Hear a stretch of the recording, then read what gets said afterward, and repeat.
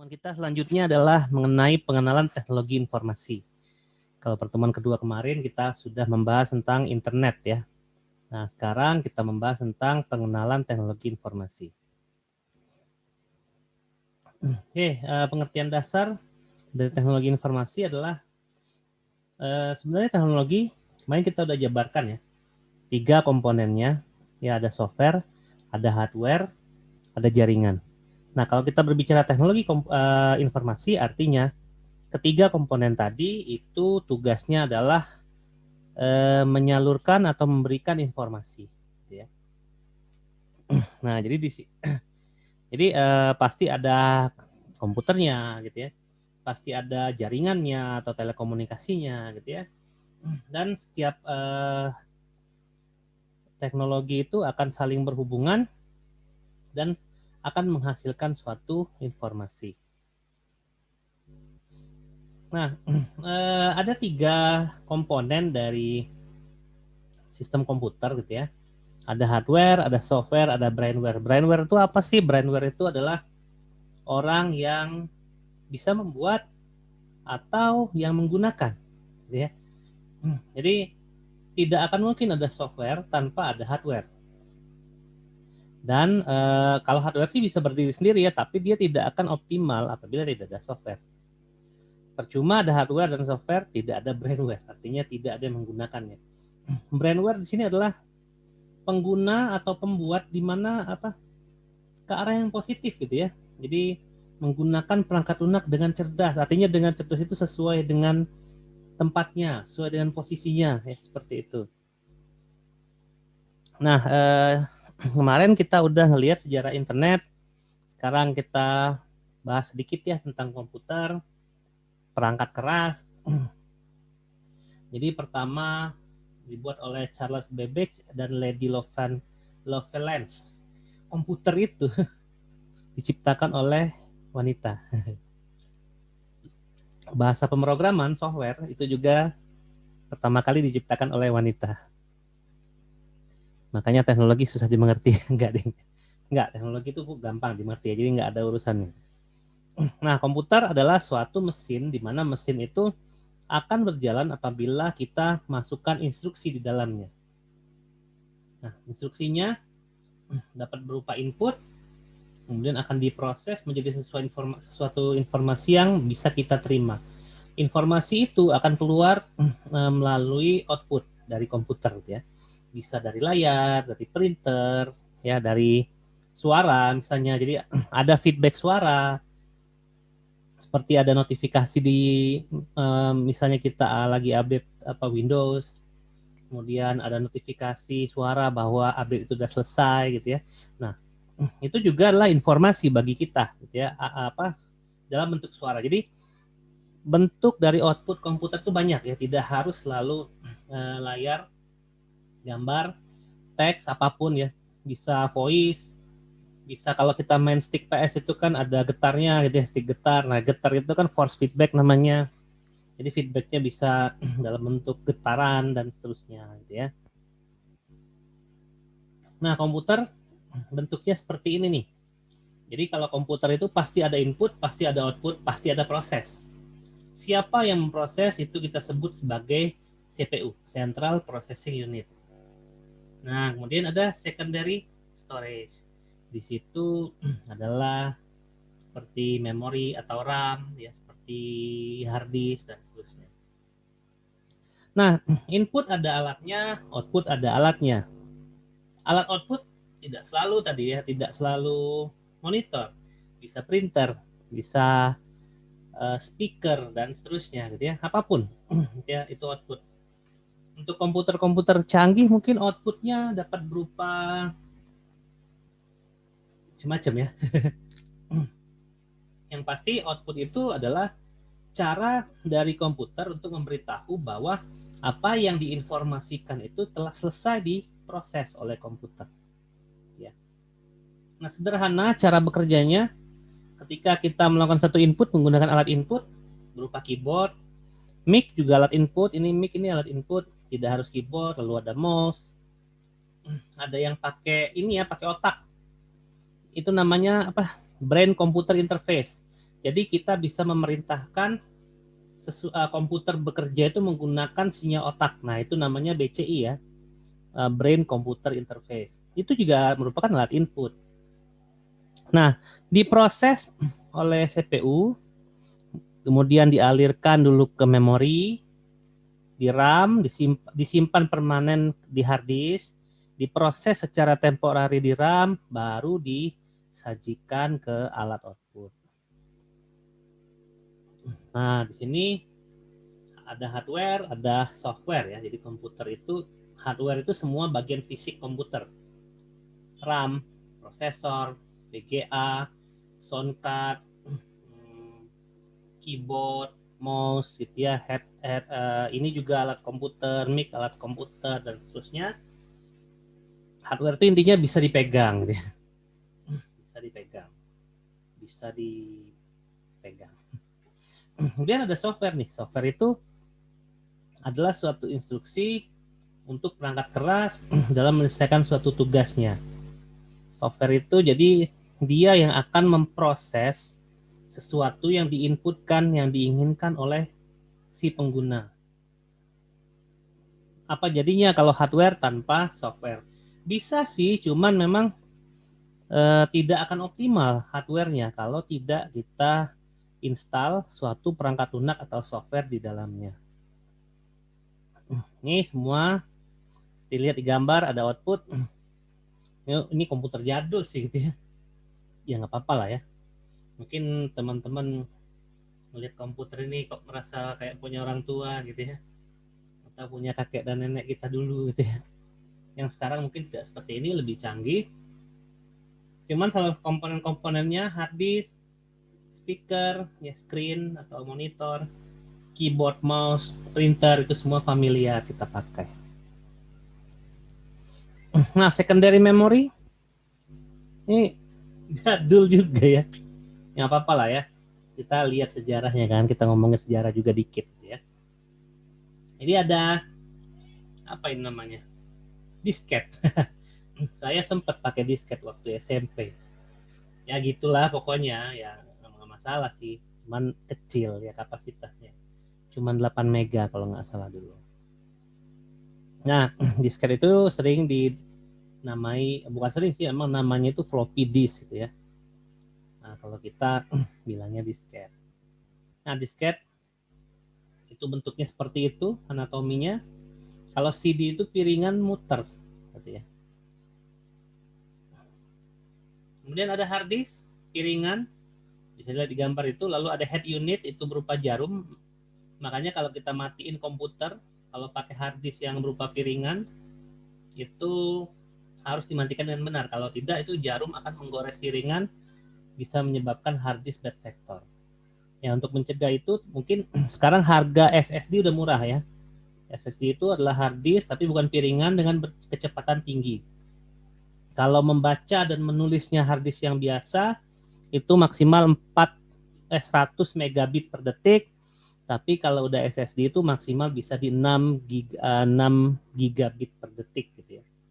Jadi jauh lebih cepat untuk menulis dan membaca file-file yang mungkin besar gitu ya. Lalu bisa membuat booting laptop atau komputer kita pun jauh lebih cepat dari biasanya. Kemudian ada kamera, trackball. Trackball ini jadul gitu ya. Ya udahlah, saya juga nggak pernah megang yang kayak gituan gitu ya. Ada trackball mouse waktu itu, cuman yang kayak gini mouse juga sebenarnya. Cuman dia bolanya di atas. Kalau yang saya pegang dulu mouse bolanya di bawah. Kemudian ada joystick, lalu ada scanner. Touchscreen, ini touchscreen zaman bahla mungkin ya. Lalu ada light pen, digitizing graphic table, itu banyak ya sekarang beredar di toko aksesoris komputer. Touchscreen apalagi kita ngomongin tablet, touchscreen gitu ya. Kalau light pen nggak punya saya, paling iPad pakainya atau Samsung Note gitu ya. Nah ini sejarahnya nih. Jadi ada komputer generasi ke-1. 1946. Perang Dunia ke-2. Baru beres. Masih lanjut. Ya memang seperti yang saya pernah bilang, komputer, internet itu sejarahnya kelam gitu ya. Nah, di sini komputer generasi pertama itu komponennya besar-besar, menggunakan tabung hampa. Terus ada program tapi pakai bahasa mesin. Ya, kalau kita ngomongin mesin, dia hanya kenal bilangan biner 0 atau 1 saja. Udah ukurannya besar, memorinya kecil, panas, terus listriknya gede banget. Ya, namanya komputer zaman dulu. Operasinya sangat lambat. Coba bayangin ya, dari 46 ke 2020, berapa tahun tuh? Berapa? 50? 64 tahun ya. Oke, dari selama 64 tahun, komputer jauh banget ya berkembangnya dari generasi 1 sampai sekarang generasi ke-6. Ya. Oke, kita lihat lagi generasi kedua. Sudah tidak pakai tabung hampa. Tabung hampa tuh gede, mungkin segede drum tapi tinggi. Nah, kalau transistor dia udah agak kecil, bisa teman-teman lihat itu kakinya ada 3, ada bulat-bulatnya. Nah, di sini bahasanya di atas bahasa mesin. Jadi tidak hanya codingnya 0101 aja. Lalu ukurannya lebih kecil ya. Jadi komputer itu trennya makin ke sini makin kecil. Kemudian komputer generasi kedua sudah pakai memori sekunder, ada hard disk, ada magnetic tape. Mirip hard disk tapi zaman dulu. Kemudian generasi ketiga udah nggak pakai transistor lagi, tapi sudah pakai IC, lebih kecil lagi. Terus memprogramnya jauh lebih mudah, ya. Kemudian kecepatan prosesornya pun sudah mencapai jutaan operasi per detik, terus bisa multi programming dan multi processing. Kalau dulu nggak bisa. Kalau kita lagi buka software untuk bikin teks dan bikin dokumen, ya udah itu aja. Kalau kita yang beralih ke yang lain nggak bisa, kita harus tutup dulu. Nah, mulai di generasi ketiga itu kita bisa melakukan hal lain sambil membuka hal yang lain gitu ya, udah multi processing. Kemudian ada komputer generasi keempat, udah pakai LSI, IC, ini lebih kecil lagi ya, IC lebih kecil lagi. Terus ukuran lebih kecil yang pasti, hard disknya lebih besar. Terus sudah ada random access itu cepat ya. Jadi kalau random access itu, kalau kita ibaratnya random access, dia hanya akan mencari alamat yang kosong, dia akan tulis di situ. Sebelumnya enggak, dia harus terurut dari 1, 2, 3, 4, dan seterusnya. Jadi kalau data kita ada di data kesejuta, nah itu lama banget kan. Tapi kalau random enggak, dia akan cari yang kosong.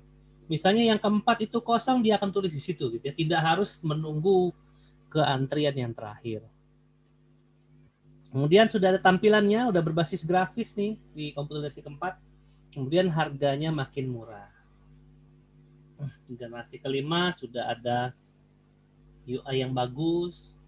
1982 sampai kapan? Ini sampai 2015. 2015 ke sekarang itu kita sudah komputer generasi ke-6. Makin kecil. Ya, sebutannya apa? Nanoteknologi. Nah, gitu ya. Nanotech itu adalah komputer generasi ke-6. Kecil kalau udah ngomongin nano ya. Nah, ini bahasa pemrograman yang berkembang dari dulu sampai sekarang, kita skip aja. Kemudian ada beberapa klasifikasi komputer. Kita ngomongin mainframe, itu komputer generasi pertama. Superkomputer banyak dipakai di server. Mini komputer seperti laptop, ya, personal computer, PC. Kemudian ada notebook. Jadi notebook dengan mini komputer itu kayaknya agak-agak mirip gitu ya. Terus ada PDA, cuman PDA itu udah lama ya, udah nggak dipakai lagi sekarang. Superkomputer, tuh mainframe gede banget. Nah, di sini kita ngomongin komunikasi data. Tadi kita udah ngomongin komputer nih. Jadi komputer seperti itu kurang lebih ya sejarahnya. Kalau teman-teman masih penasaran, bisa searching di Google. Ya sama aja sih itu aja. Nah, kemudian kita lihat komunikasi data. Jadi kalau kemarin kita internet, kita udah lihat bagaimana komputer berkomunikasi antara satu dengan yang lain ya, sejarah-sejarahnya. Nah, sekarang gimana sih cara mereka berkomunikasi? Ada beberapa poin di sini. Yang pertama, arah transmisinya. Ada yang simplex hanya satu arah. Jadi gimana tuh satu arah ya, cuman ngasih tahu doang gitu ya. Ya contohnya SMS dari provider gitu ya. Ngasih tahu doang, pas dibalas nggak bisa. Kemudian ada hub duplex, dua arah tapi pada satu waktu yang sama. Itu mirip apa HT gitu ya. Lalu ada full duplex, dua arah pada waktu yang bersamaan, ini kayak voice. Jadi dia ngomong, kita ngomong, masih bisa bertukar data. Kemudian kalau kita ngomongin media transmisi, ada kabel gitu ya, twist pair. Itu twist pair itu kabel, bukan kabelnya, ada muter gini ya, muter. Terus ada koaksial, itu kabel yang hitam, ada tembaganya satu. Kemudian ada yang terakhir itu fiber optik.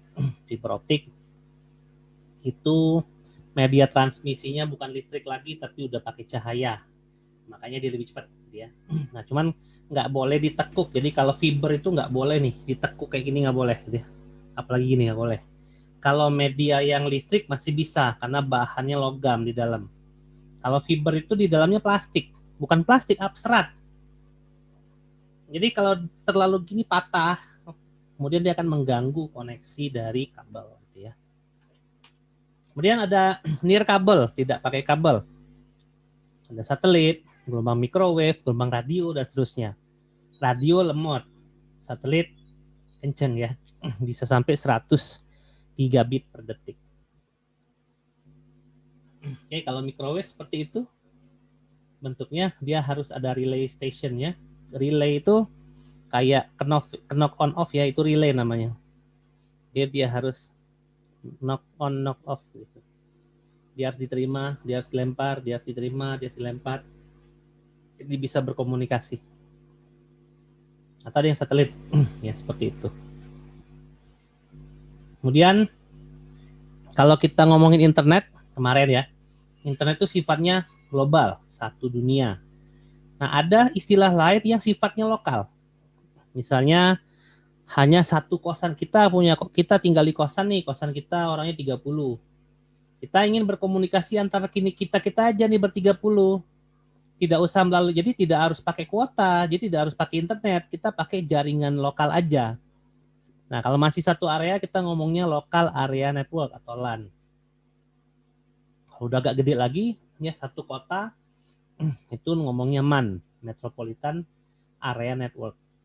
Kalau udah satu provinsi itu ngomongnya WAN, ya Wide Area Network. Artinya kita tidak perlu berkomunikasi via internet ya, hanya via tadi kabel, yang nirkabel gitu ya.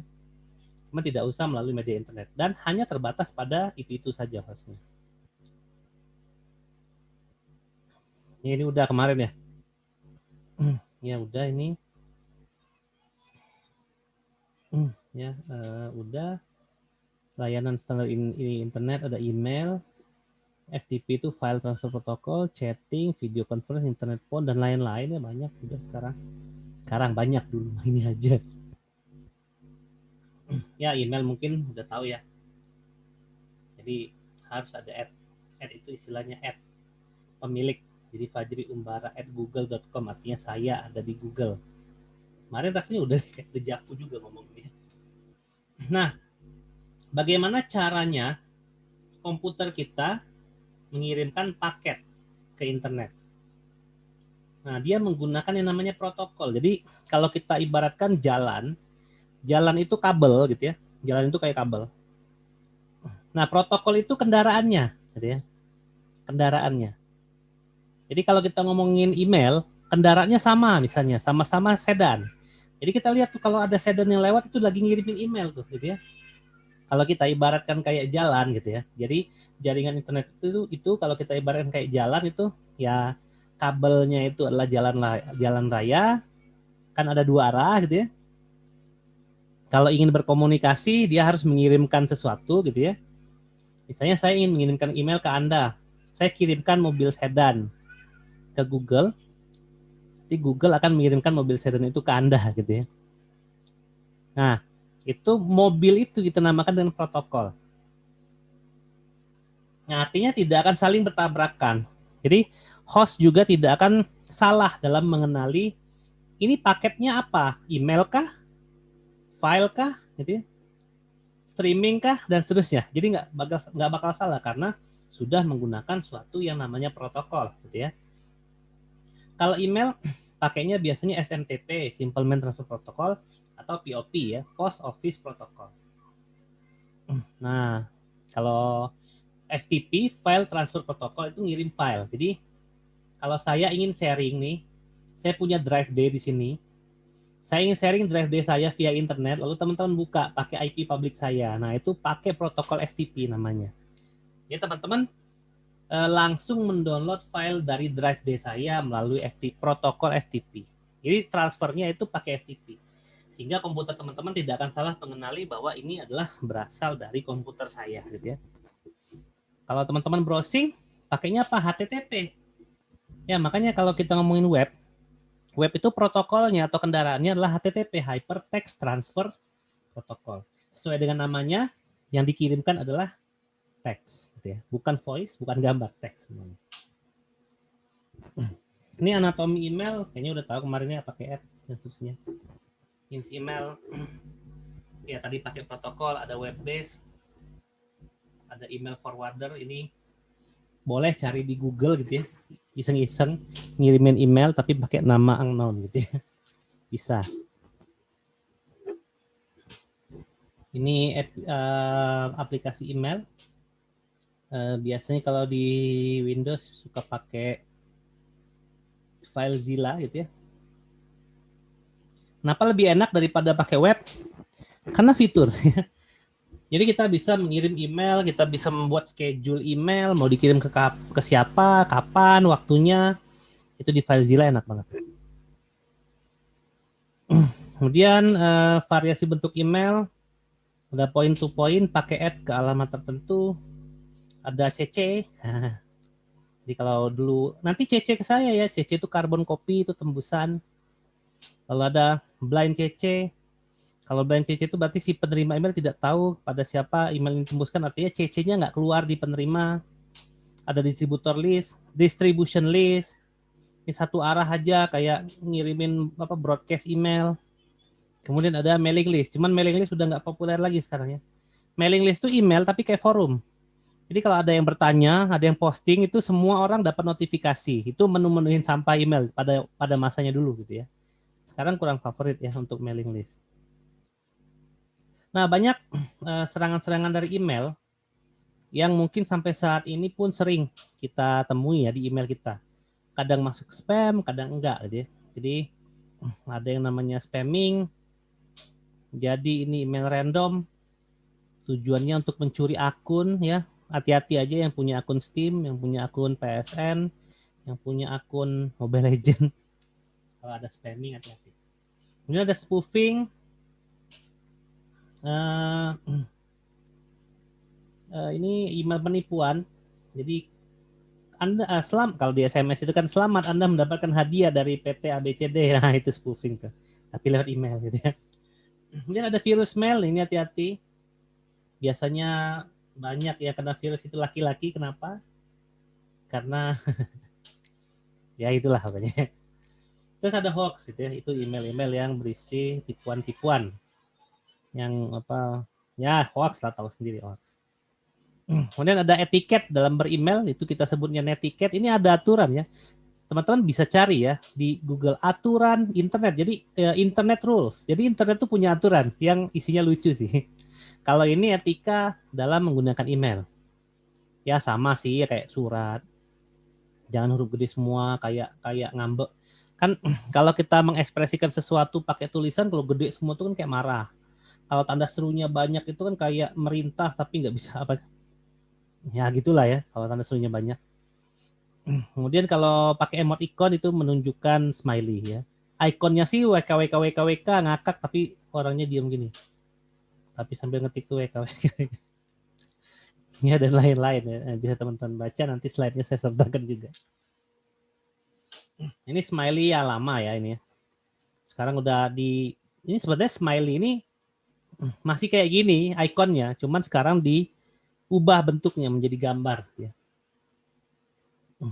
Ini emoticon www nih internet zaman dulu nih, CNN Masih kayak gitu bentuknya kurang menarik ya, yang ada garis bawah itu link, artinya bisa diketik, bisa diklik biasanya. Nah ini FTP, kalau ingin transfer tadi dari, misalnya saya sharing sesuatu dari drive D saya, ingin teman-teman download filenya, bisa pakai FTP ini. URL itu Uniform Resource Locator. Nah HTTP itu protokolnya tadi ya udah saya bilang. Kalau FTP tadi ini berarti ya, tergantung dia, karena FTP itu via internet juga sama, tapi yang dikirimkan file bukan teks. Kalau HTTP itu teks untuk web. Ada domain, yang di belakang itu alamat domain, subdomain, yang di ujung itu nama file. Kemudian ada navigasi informasi, ini mesin pencari gitu ya. Ada Google, Yahoo, cuman Alta Vista, Lisco ini kayaknya udah nggak ada lagi ya search engine. Nah, nanti juga di pertemuan akhir-akhir kita akan membahas tentang search engine optimization ya nanti. Yellow Page di kita nggak menarik dulu mungkin ya, kalau ada yang buku tebel ini Yellow Page. Misalnya mau cari, teman kita kan punya telepon tuh, kita cari nama bapaknya dari Yellow Page biasanya. Nah, internet memang sekarang sudah tidak bisa kita pungkiri lagi. Semua orang perlu internet, tapi tidak sedikit pula yang menggunakannya untuk hal-hal yang negatif. Jadi memang kita mau cari apapun ada loh di internet, ada deep web gitu ya, untuk yang jahat-jahat, yang mengerikan-mengerikan, tapi hati-hati, saya sangat tidak sarankan teman-teman browsing ke deep web. Terus ada juga informasi yang baik seperti Wikipedia gitu kan, asik. Misalnya kita bisa mengetahui sesuatu di WikiHow gitu ya, atau menonton di streaming di Nat Geo ya, National Geographic dan seterusnya. Mungkin ada yang nanti dikira promosi lagi gitu. Itu yang 39.000 per bulan kan bisa nonton Phineas and Ferb. Ya itu kartun kesukaan zaman dulu sampai sekarang gitu. Bisa nonton Darkwing Duck gitu ya. Bisa nonton DuckTales, Spider-Man dan seterusnya. Nah, saya ingat banget ayah saya bilang dulu saat beliau kuliah gitu ya. Dulu itu cara dapetin informasi itu susah. Harga buku mahal, tidak semua orang dijual. Dulu belum ada mesin fotokopi, adanya mesin apa katanya itu ya. Itu pun mahal untuk mencetak. Ya sekarang udah ada PDF, informasi di mana-mana. Kalau kita ingin mengakses suatu jurnal, semuanya banyak yang open gitu ya. Tinggal kita manfaatkan saja internet demi kebutuhan kita. Dan yang sekarang kita lakukan ini adalah apa? Belajar melalui media internet. Ya bisa jajan, pakai e-shopping, transfer uang, pakai e-banking, beli tiket. Nah ini yang maskapai penerbangan apa, tour and travel itu kalau nggak muter otaknya gitu ya, dia akan kalah pada sama apa online ticketing. Terus newspaper online, online medical advice dan seterusnya banyak banget nih. Kayak IT pendidikan kita sedang pakai sekarang, e-learning. IT dan keuangan sekarang udah pakai cashless. Ada produk yang itu ya, yang bayar pakai digital uang. Nggak mau nyebut merek males. Nanti kena copyright, padahal nggak diupload di YouTube juga sih ya. Kalangan sendiri aja, nanti kalau untuk yang YouTube ada sesinya sendiri gitu ya. Untuk kesehatan juga ada IT gitu ya. Ada robot, operasi pakai robot. Nyari sel kanker pakai robot dan seterusnya. IT di pemerintahan kita punya IKTP walaupun nggak jelas. Lalu ada layanan e-government ke pemerintah. IT dan hiburan banyak, game online, streaming, Mobile Legend, menyebut merek kan, dan seterusnya. Pokoknya yang ujungnya ada E. E itu di ujung itu adalah elektronik. Kenapa elektronik? Itu via internet semua. Oke, jadi seperti itu ya. Teknologi nggak bisa dipisahkan dengan kehidupan manusia. Kita punya beberapa generasi gitu ya. Untuk yang sekarang, kalau saya sendiri ini generasi Z.